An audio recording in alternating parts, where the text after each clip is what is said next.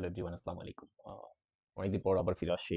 BCS subjective mathematics analytical জিওমেট্রির মধ্যে চলতেছিল, এবং অ্যানালিটিক্যাল জিওমেট্রির আমি কি কি পোর্শন শেষ করেছি যদি একটু বলতে চাই। সেটা হচ্ছে এখানে দেখতে পাচ্ছেন আমরা ট্রান্সফরমেশন অফ কোঅর্ডিনেটস অথবা অ্যাক্সিস সেটা শেষ করেছি, পেয়ার অফ স্ট্রেট লাইন সেটা শেষ করেছি। যদিও ট্রান্সফরমেশন অফ কোঅর্ডিনেট অথবা অ্যাক্সিস এই ব্যাপারটা কোশ্চেন বিশেষ বিসিএস এর কোশ্চেনে তেমন আসে না, তবে আমরা ফিল করতে পারছি যে পেয়ার অফ স্ট্রেট লাইন পড়তে গিয়ে দেখেছি যে আসলে ট্রান্সফরমেশন অফ কোঅর্ডিনেট অথবা অ্যাক্সিস এর গুরুত্বপূর্ণ একটা ভূমিকা আছে। শুধু তাই না, আমরা যখন রিডাকশন টু স্ট্যান্ডার্ড ফর্মে চলে যাব, সেখানেও আমরা দেখতে পাবো যে ট্রান্সফরমেশন অফ কোঅর্ডিনেটস অথবা অ্যাক্সিস এর একটা বিশাল অবদান আছে। এই কারণে আমরা ট্রান্সফরমেশন অফ কোঅর্ডিনেটসটা সুন্দরভাবেই শেষ করেছি। তো আমি একটু বিস্তারিত কথা বলতে চাই, তারপর আজকে লেকচারটা আমি শুরু করতে চাই। তো আমি যে কথাটা বলতে চাই সেটা হচ্ছে, আহ, আপনার এখানে একটা ব্যাপার দেখতে পাচ্ছেন, সেটা হচ্ছে কনিক্স ইন জেনারেল। এই যে এই ব্যাপারটা দ্বারা আসলে ইন্টারের যে কনিক্স আমরা পড়েছি, অর্থাৎ প্যারাবোলা, হাইপারবোলা এবং ইলিপস, এদের বিভিন্ন কিছু বের করতে বলতে পারে। যেমন আপনার সেন্টার বের করতে বলতে পারে, তারপর উৎকেন্দ্রিকতা বের করতে বলতে পারে, শীর্ষবিন্দু বের করতে বলতে পারে, তারপর নিয়ামক রেখার সমীকরণ, এগুলো বের করতে আপনাকে বলবে। তো এইটা যেহেতু ইন্টারের টপিক এবং আমরা সবাই যেহেতু ইন্টারে খুব সুন্দরভাবে পড়ে আসছি, আমি মনে করি যে আপনারা এটা পারবেন। এই কারণে আমি কনিক্স ইন জেনারেল এটা করাবো না, আমি নিয়ত করেছি। তো আপনি যদি মনে করেন যে না করাতে হবে, তাহলে আমাদেরকে কমেন্ট সেকশনে বলবেন, আমরা ইনশাআল্লাহ এটা নিয়ে কাজ করব। তাহলে যে আসলে কি কি আসে, কতটুকু করাতে হবে, ইন্টারও একটু ভালোই আছে, ইন্টারটু করে নিলেই আপনাদের হয়ে গেল। তো আমরা আসলে আর বাকি আমি যদি মনে করি যে কনিক্স আমি আর করাবো না, কারণ কনিক্স হচ্ছে ওই পোর্শনটুকু জাস্ট ইন্টারে। তো আমরা জেনারেলিকেশন অফ সেকেন্ড ডিগ্রি এবং রিডাকশন টু স্ট্যান্ডার্ড ফর্ম এই ব্যাপারটা আমরা হচ্ছে আলোচনা করব। তো আমরা স্বাভাবিকভাবে আমাদের প্রশ্ন আসতে পারে যে জেনারেলিকেশন অফ সেকেন্ড ডিগ্রি এটা নিয়ে কেন এত কথা বলবো।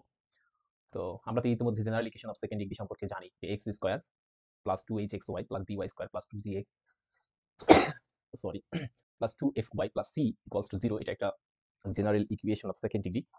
তো এটা নিয়ে আবার কেন কথা বলতে হবে, এরকম প্রশ্ন আসতে পারে, বা কেন করবো এটা, এরকম একটা প্রশ্ন আসতে পারে। সেটার জবাব আমি এর আগের দিন বলেছিলাম কিছু একটা।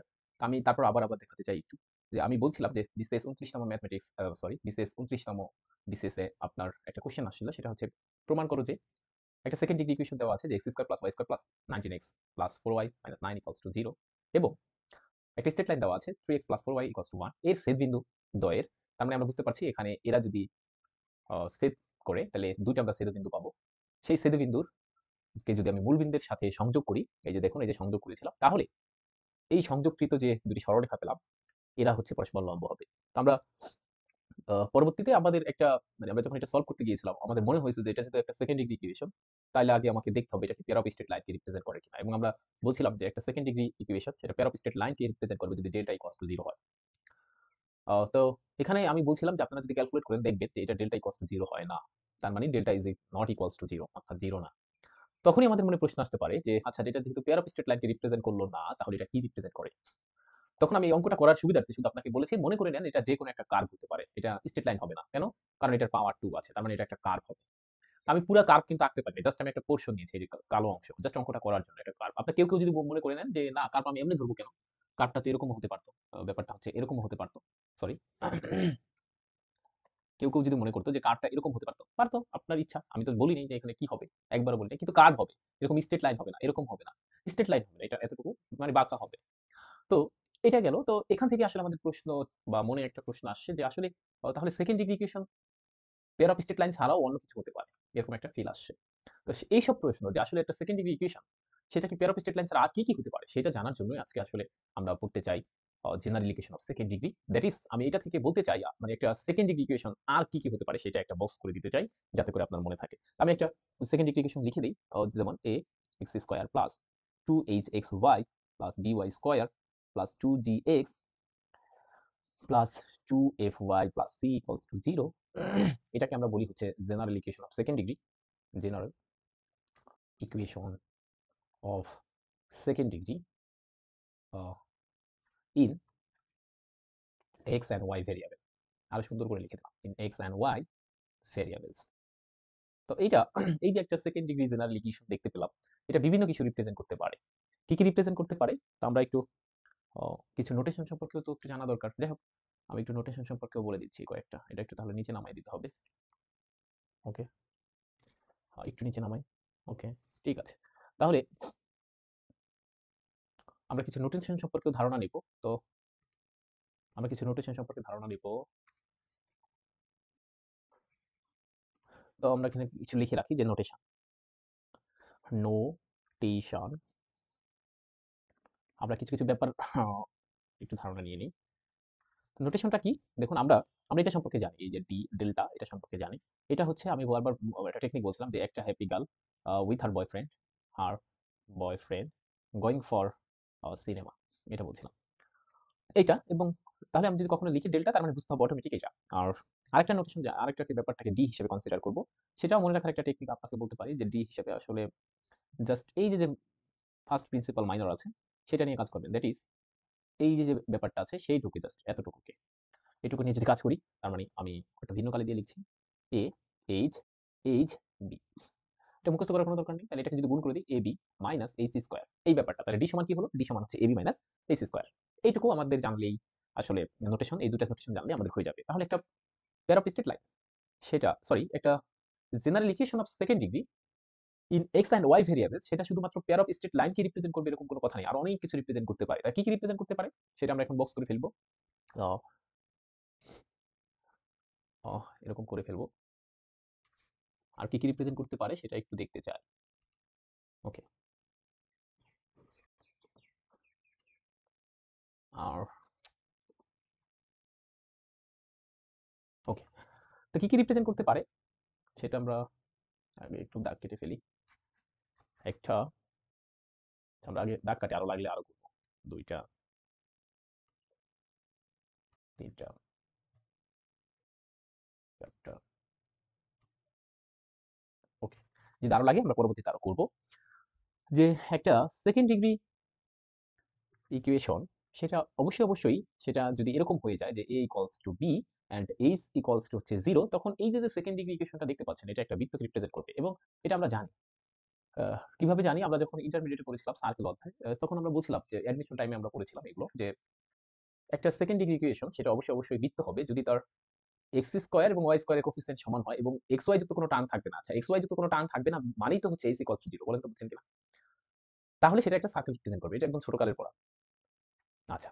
তাহলে এটাও আমরা পড়েছি যে ডেল্টা এটা ইকুয়ালস টু যদি 0 হয়ে যায় কখনো পরীক্ষার হলে টাইম বাঁচানোর জন্য কখনো এই ডেল্টা এটাকে যদি আমরা এক্সপান্ড করি অর্থাৎ এটাকে যদি আমরা নির্ণায়কের মাধ্যমে যেভাবে অঙ্ক করে থাকি ছোটকালে ইন্টারমিডিয়েটে তখন ওইরকম রূপে যদি করতে চাই তখন এটার যে এটাকে যদি আমরা এক্সপান্ড করি তাহলে যেটা পাবো সেটা হচ্ছে a b c two f g h a f square b g square c h square এরকম একটা ব্যাপার পাই।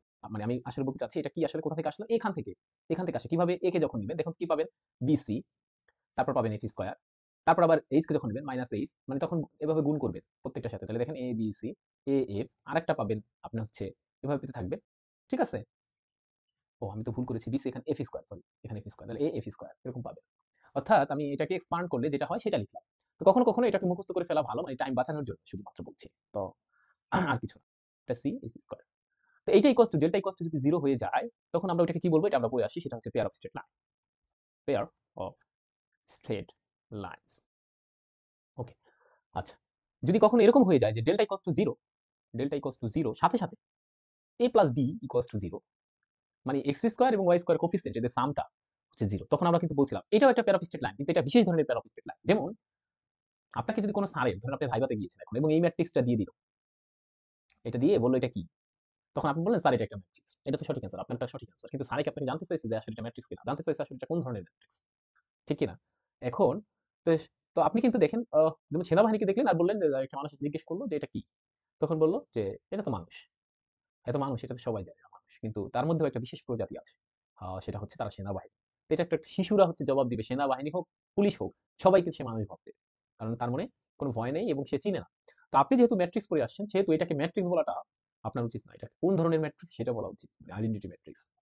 ঠিক তেমনি যখন আপনি প্যারা অফ স্ট্রেট লাইন বা একটা general equation of second degree সেটাকে অনেক পড়াশোনা করলেন তখন স্যারে যখন আপনাকে জিজ্ঞেস করলো যে delta equals to 0 a plus b equals to also 0 তখন এটা কি? তখন আপনি যদি শুধু বলেন প্যারা অফ স্ট্রেট লাইন আপনার অ্যান্সার সঠিক বাট এই যেটার মতো ম্যাট্রিক্স বলছেন ওরকম শিশুর মতো হয়ে গেল তখন।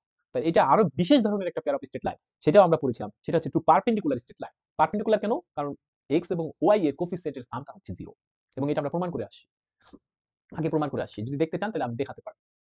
ঠিক আছে? তাহলে যারা আগের ক্লাসগুলো দেখছেন তারা অবশ্যই জানবে। তাহলে এটাকে আমাকে এভাবেই বলতে হবে। এটা হচ্ছে two perpendicular perpendicular straight line. এরপর এরকমও থাকতে পারে কখনো কখনো যে ডেল্টা ইকুয়ালস টু 0 সাথে সাথে এই কন্ডিশন মানছে কি a b minus a c square equals to 0, তখন কি আসবে? বলতে পারেন এটা তো আপনি করার নেই, আমি নিয়ে যাচ্ছি। তাহলে আমরা বুঝতে পারছি ডেল্টা ইকুয়ালস টু যেহেতু 0, তো অবশ্যই অবশ্যই এটা একটা pair of straight line. But যেহেতু আরেকটা কন্ডিশন দেওয়া আছে, সেহেতু এটা একটা বিশেষ ধরনের পেয়ার অফ স্ট্রেট লাইন।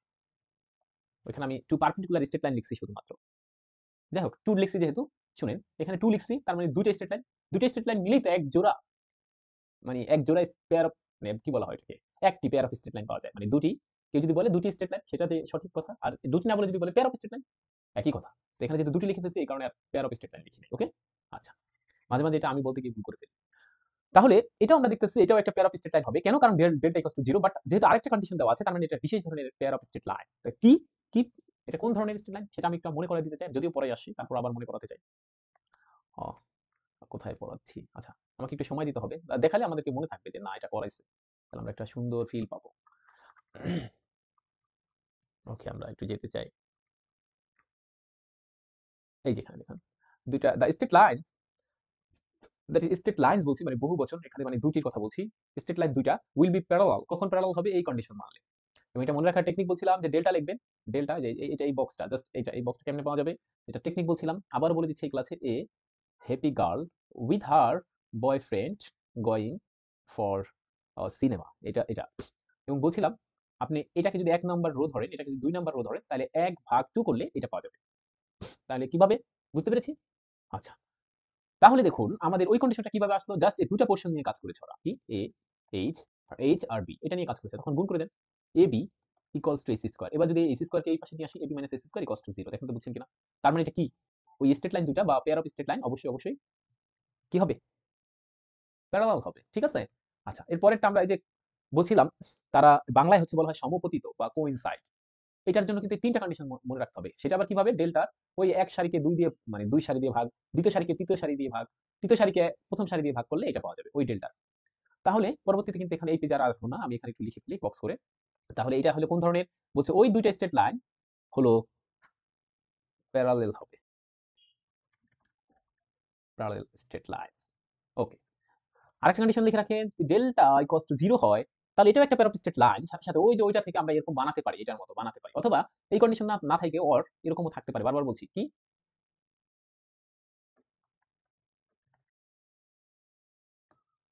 এরকম আকারেও থাকতে পারে, একই কথা। এরকম করেও চেক করতে পারেন আপনি, এরকম করেও, এরকম দিয়েও বলতে পারেন। আচ্ছা, আর এটা এভাবে a f square b g square c h square এরা যদি সমান হয়, তখন আমরা এই ধরনের স্ট্রেট লাইনকে বলবো টু কোইনসাইড, মানে এটা মানে কি, কোইনসাইড স্ট্রেট লাইনস। এটারও কিন্তু আমরা ব্যাখ্যা বলছিলাম, এবং এখানে কিন্তু একটা সূক্ষ্ম পার্থক্য আছে, সবাইকে বলছিলাম। সেটা হচ্ছে যখন কোইনসাইড বলবে, কোইনসাইডের ব্যাখ্যা হচ্ছে ধরেন এই যে একটা সরলরেখা এখান দিয়ে গেল, এর উপর দিয়ে, জাস্ট উপর দিয়ে, ইন্টারসেক্ট না কিন্তু উপর দিয়ে, যেমন আপনার হাতের একটা হাতের উপর আরেকটা হাত রেখে দিলেন, এই ব্যাপারটা, ঠিক আছে? এইটা কিন্তু এক ধরনের, মানে কি বলবো, এটাকেও এক ধরনের সমান্তরাল বলতে পারবো বা প্যারালাল বলতে পারবো, ঠিক আছে? এই ঘটনা এক ধরনের প্যারালাল ঘটনা।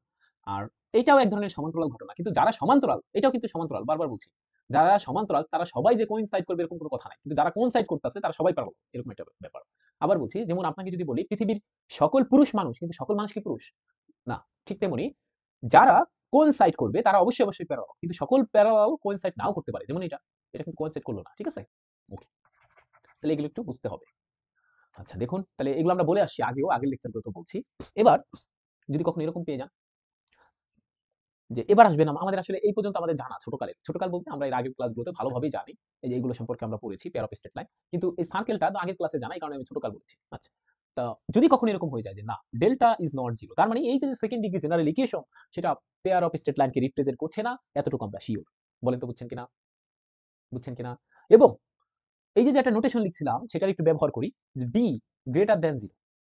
ডি কি? ডি মানে এবি মাইনাস এসি স্কয়ার, এই যেটা, এই যে যেটা এবি মাইনাস এসি স্কয়ার, তার মানে এখানে কেউ যদি ডি না লিখে, সে যদি এটাও লিখে অর দিয়ে, যে এবি মাইনাস এসি স্কয়ার, কোনো সমস্যা নেই।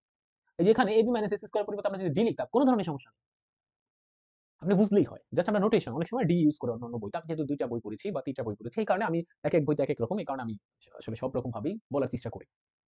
তাহলে যদি এরকম হয় কি delta is not equals to 0, সাথে সাথে আমরা যদি দেখতে পাই ডি, ক্যাপিটাল ডি, যেটা হচ্ছে এবি মাইনাস এসি স্কয়ার, সেটাও গ্রেটার দ্যান 0, তখন আমরা যেটা পাবো এইটাকে বলা হবে ইলিপস বা উপবৃত্ত, ঠিক আছে? আচ্ছা, কখনো যদি এরকম হয়ে যায় delta is not zero but D এটা লেস দ্যান জিরো, তখন যেটা পাবো সেটাকে বলা হয় হাইপারবোলা। হাইপারবোলা। আচ্ছা, কখনো যদি এরকম হয়ে যায় তাহলে এটা একটু মনে রাখতে হবে, হাইপারবোলাটা মনে রাখতে হবে। এবং সাথে সাথে এখন আমি একটা কেস কনসিডার করবো, এটা খুবই গুরুত্বপূর্ণ, এটা আমরা অনেক সময় পড়তে গিয়ে ভুল করে ফেলি, এটা একটু দেখতে হবে। ওকে,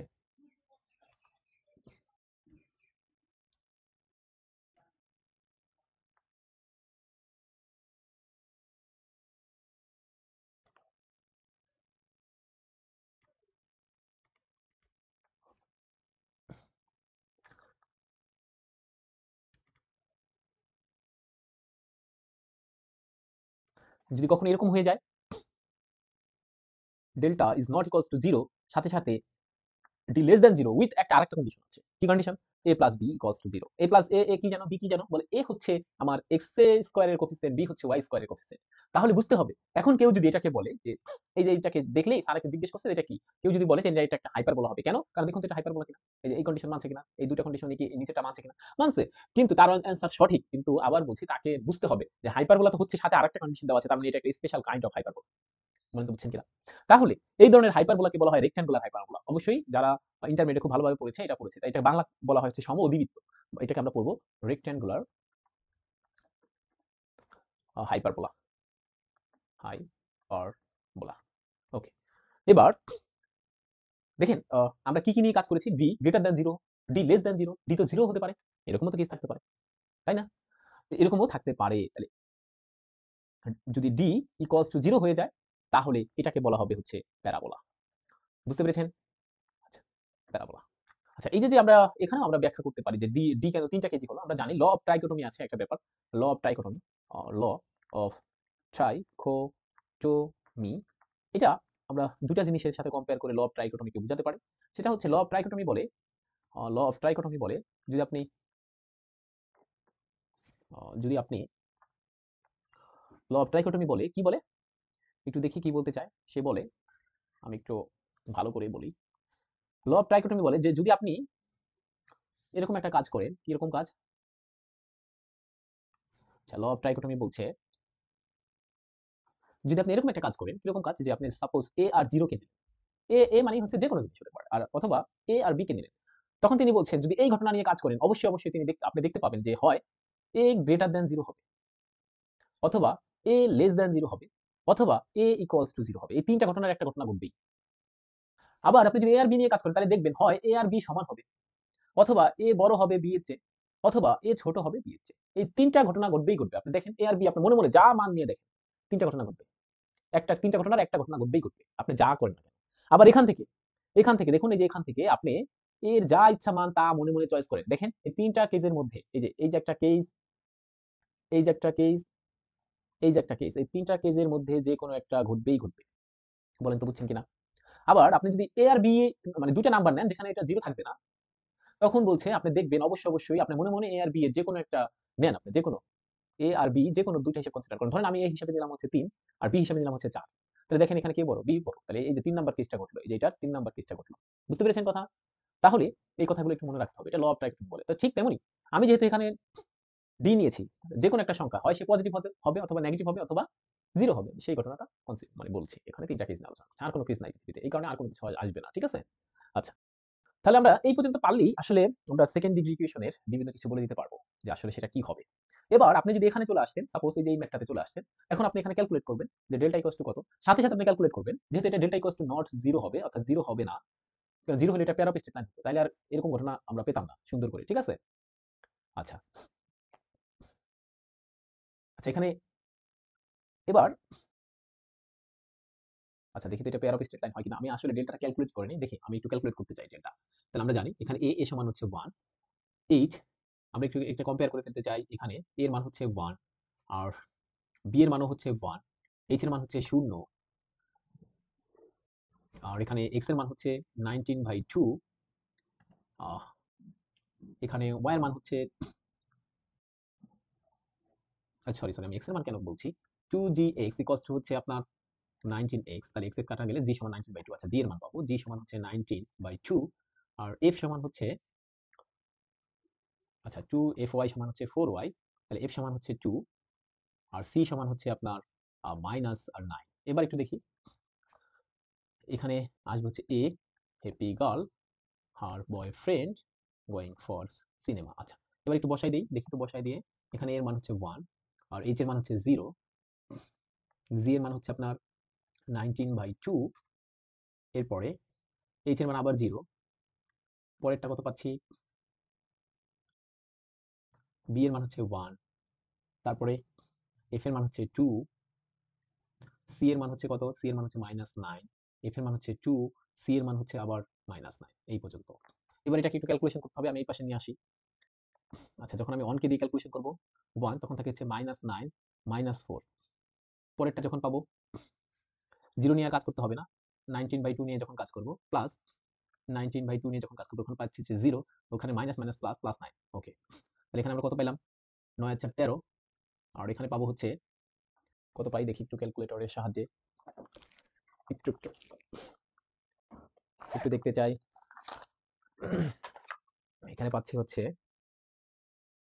-13 প্লাস 19/2 ইন্টু 9। আচ্ছা, এটার মান পাইছি 7, তাহলে টোটাল যে মানটা পাওয়া যাবে সেটা হচ্ছে 72.5। দ্যাট ইজ, এটা তো জিরো না, তার মানে এটা কিন্তু পেয়ার অফ স্ট্রেট লাইনকে রিপ্রেজেন্ট করে না। বুঝতে পেরেছেন? তা আমি বলছিলাম না যে এটা পেয়ার অফ স্ট্রেট লাইনকে রিপ্রেজেন্ট করে না। তারপরে সাথে সাথে দেখতে হবে এটা ডেল্টা যেহেতু ইজ নট ইকুয়ালস টু 0, সাথে সাথে আমাকে মানে চেক করতে হবে ডি ইকুয়ালস টু কি। তা ডি এর সমান হচ্ছে এবি মাইনাস এসি স্কয়ার। তা এবি কি, এবি এর মান হচ্ছে 1 গুণ করলে, আর এইচ এর মান কত, এইচ এর মান হচ্ছে 0। তাহলে এটা দেখেন 1 গ্রেটার দ্যান 0, আমরা কি বলছিলাম, যদি গ্রেটার দ্যান 0 হয় তখন সেটা কি পাওয়া যায়, delta is not equals to 0, এবং ডি সেটা গ্রেটার দ্যান 0 হলে ওটাকে বলা হয় ইলিপস। তাহলে এটা একটা ইলিপস ছিল, দেখতে পাচ্ছেন? তাহলে আমরা আসলে যদি সঠিকভাবে চিত্র রাখতে চাই, আমরা জানি ইলিপস ব্যাপারটা এরকম হয়ে থাকে। তাহলে আমরা জাস্ট এতটুকু মনে করেন কাট করলাম, ইলিপস থেকে এতটুকু কাট করলাম, সেই ব্যাপারটা যদি আপনি এরকম এরকম একটা ইলিপস কনসিডার করতেন, এরকম এরকম এরকম এরকম একটা ইলিপস কনসিডার করতেন, তো সেটা দেখছেন। আচ্ছা, তাহলে আমরা আসলে কি বুঝতে পেরেছি, আমরা একটু একটু মুছে ফেলি, যেহেতু এটা একটা আচ্ছা, তাহলে এখন থেকে আমরা সুন্দর করে জানতে পারবো যে আসলে কোনটা কি রিপ্রেজেন্ট করছে। ওকে, ওকে, আমরা আমাদের আবার চলে যাই আমাদের পড়ায়। তাহলে এখানে আমরা এটা বুঝতে পেরেছি এরকম আসতে পারে। তাহলে বিসিএস এরকম একটা কোশ্চেন আসে, আমি একটু একটা কোশ্চেন লিখতে চাই, বিসিএস এর একটা কোশ্চেন লিখতে চাই, সেটা হচ্ছে 37তম বিসিএস আসছে। তো আমরা একটু লিখে ফেলি, নিচে নামাই দেই। এরকম আসতে পারে যে বিসিএস 37তম বিসিএস আসছে, সেটা কি আসছে, আচ্ছা আসছে হচ্ছে যে find nature of the following equation, বা ফাইন্ড দ্য নেচার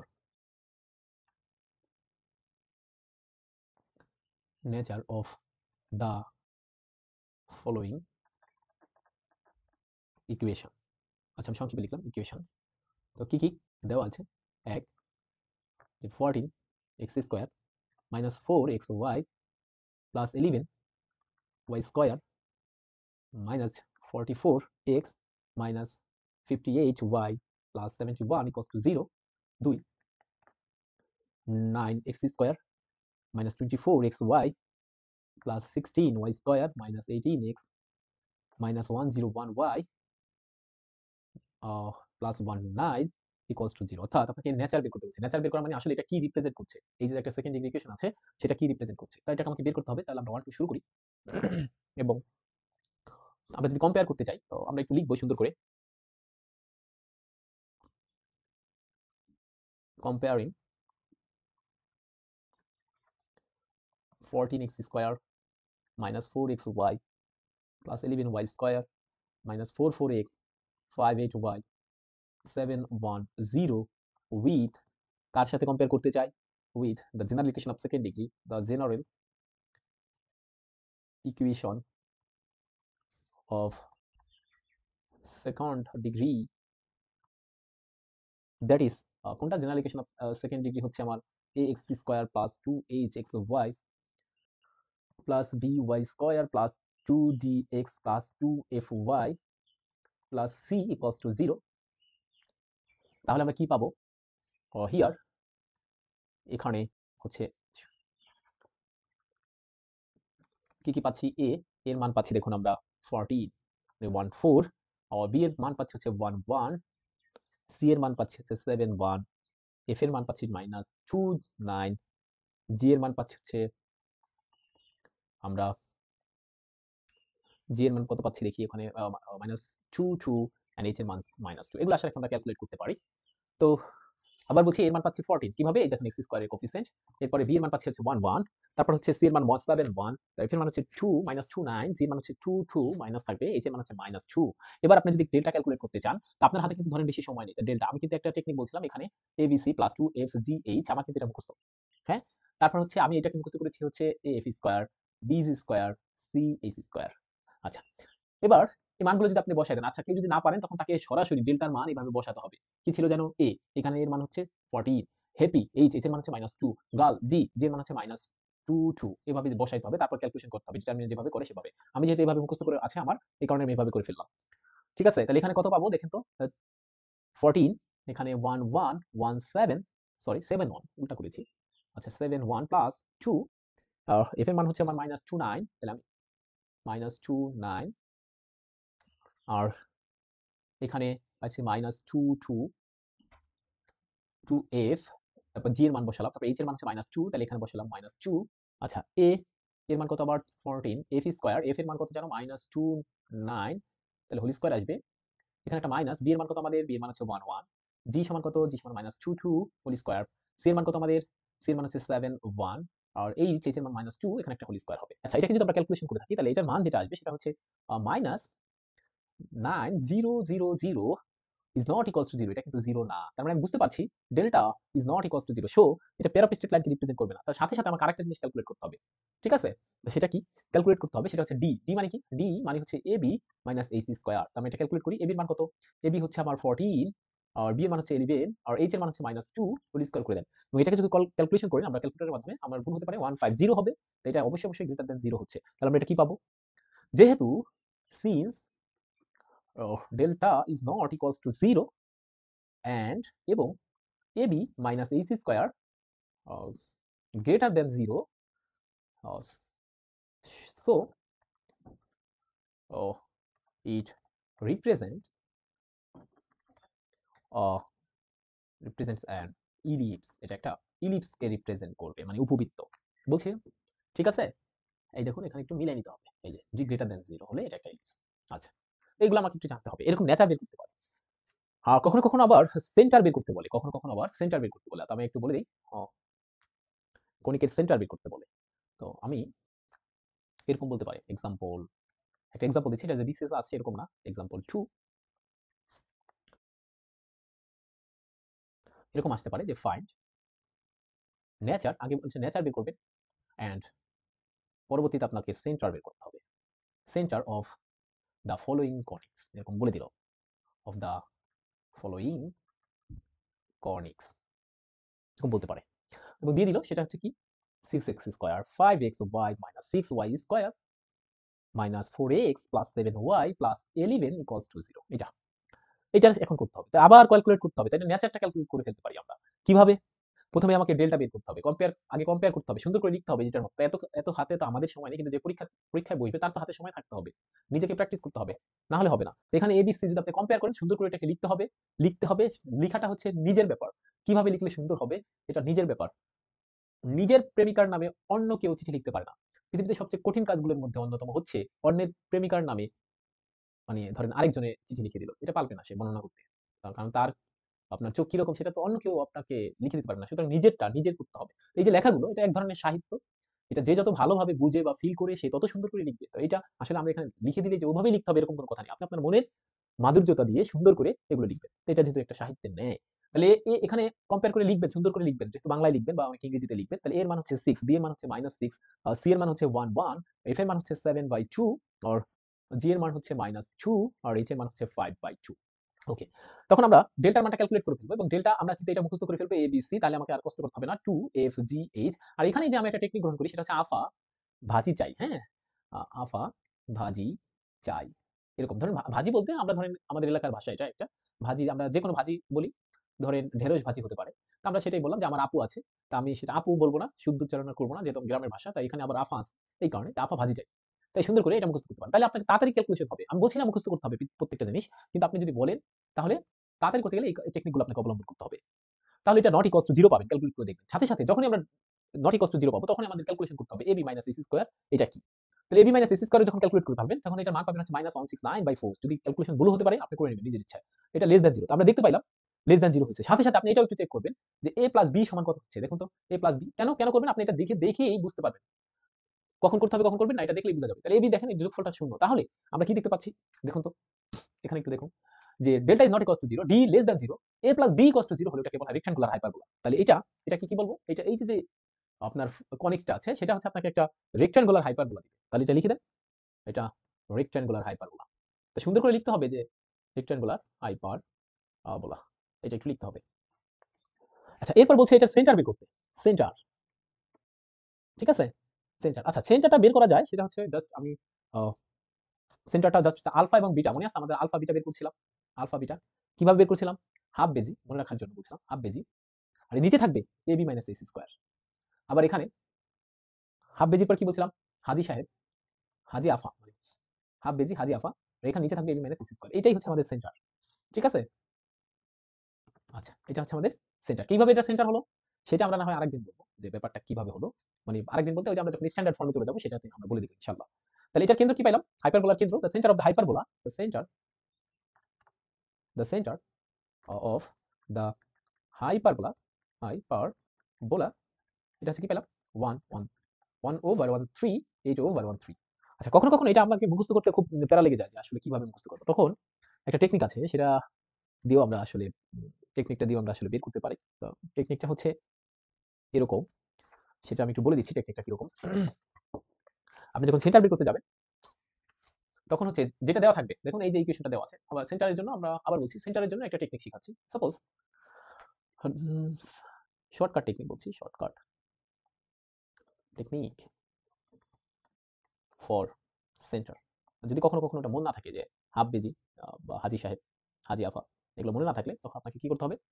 যেটা দেওয়া থাকবে সাপোজ দেখুন আমাদের এই যে দেওয়া ছিল হচ্ছে 6x² 5xy বা আমি এটা একটু লিখবো সুন্দর করে। যেটা দেওয়া থাকবে এটাকে লিখে ফেলবো।